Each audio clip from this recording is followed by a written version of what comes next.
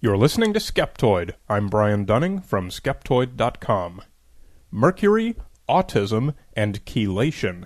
A recipe for risk.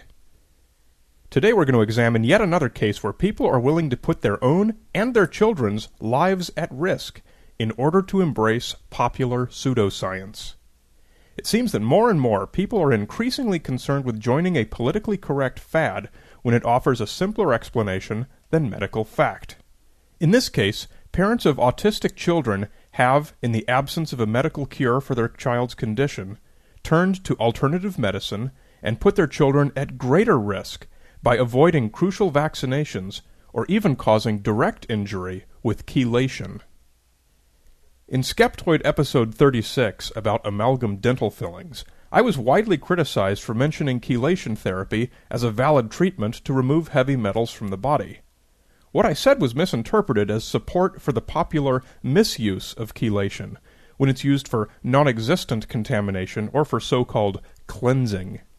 Real chelation therapy is used medically, though rarely, because there is such a thing as heavy metal contamination that is dangerous.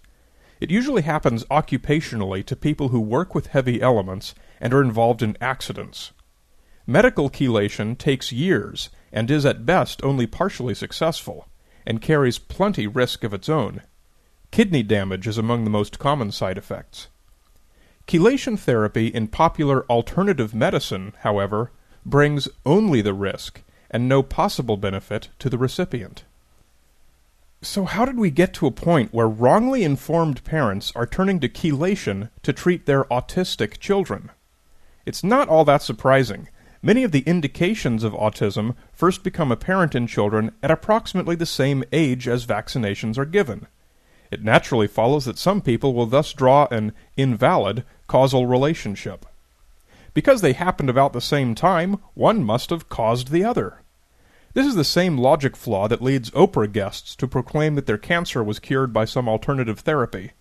Of those lucky few individuals whose cancer spontaneously went into remission, many were probably taking some random alternative therapy at the time, and because the remission occurred about the same time as the therapy, they assumed a causal relationship, when in fact none exists. No parent wants to see anything bad happen to their child. When it does, it's natural to seek some outside cause, someone or something to blame, something that can be attacked and fought back. Popular media has spread the notion that mercury from vaccination causes autism, and this makes a perfect scapegoat, something to blame, something to fight, some way to protect the child, an easy answer, a clear answer, a chance.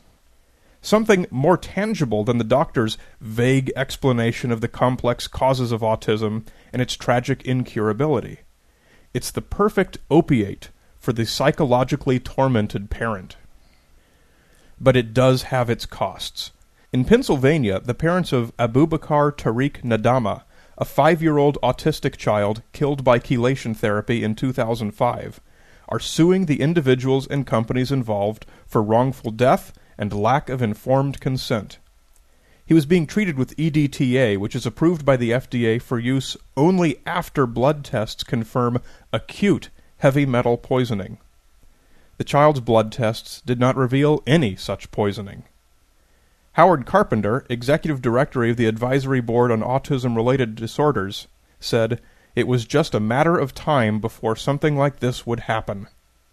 Gary Swanson, a psychiatrist who works with autistic children, said, "I can't sit there and endorse it as a viable treatment. It's not something published in peer-reviewed journals and studies. It's probably a quack kind of medicine." As previously mentioned, the exact causes for all the various forms of autism are complicated and are not 100% understood, but that doesn't mean that nothing is known or that non-evidence-based alternative therapy might be useful. One of the factors that is known is that heredity is present in 90% of autism cases. It's largely genetic, not environmental. Studies have determined that a few agents, such as thalidomide, when present during the first 8 weeks of gestation, can cause the same chromosomal damage found in autism. No rigorous scientific evidence has ever been found that indicates autism can otherwise be caused environmentally. which eliminates all the pop culture supposed causes like vaccination, food allergies, or mercury poisoning. Moreover, a 2007 study by Williams, Hirsch, Allard, and Sears, published in Research in Autism Spectrum Disorders, found no significant difference in the levels of mercury found in hair samples between autistic children and their non-autistic siblings. Siblings were used for this study to eliminate other environmental variables as factors. Consumer Health Digest concludes, autism has no plausible association with mercury toxicity or other heavy metal exposure. Proponents of the alleged link between vaccines and autism charge that vaccines contain mercury, which in large enough doses kills cells and causes neurological damage. What some vaccines contain is actually not plain mercury, but the preservative thimerosal. Thimerasol's main active ingredient is an organic version of mercury called ethyl mercury.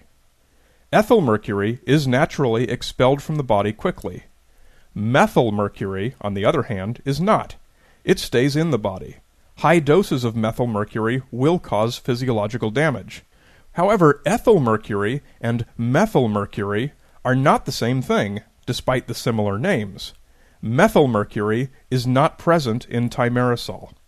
In short, vaccines preserved with thimerosal do not even contain the type of mercury that activists say is dangerous.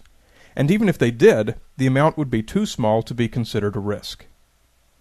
It doesn't help that this misinformation is spread by celebrity activists like Robert Kennedy Jr., whose only medical experience comes from carefully making lines of cocaine with a razor blade. Kennedy wrote an article for Rolling Stone magazine in 2005, charging that the government knows that vaccines cause autism and is actively covering it up. I wonder what young Abu Bakar's parents think of Kennedy's contribution to pop culture. The online version of Kennedy's article is followed by 5 paragraphs of corrections and clarifications, among them pointing out that he misstated the amount of ethyl mercury received by infants at 6 months of age by a factor of 133 times the actual amount.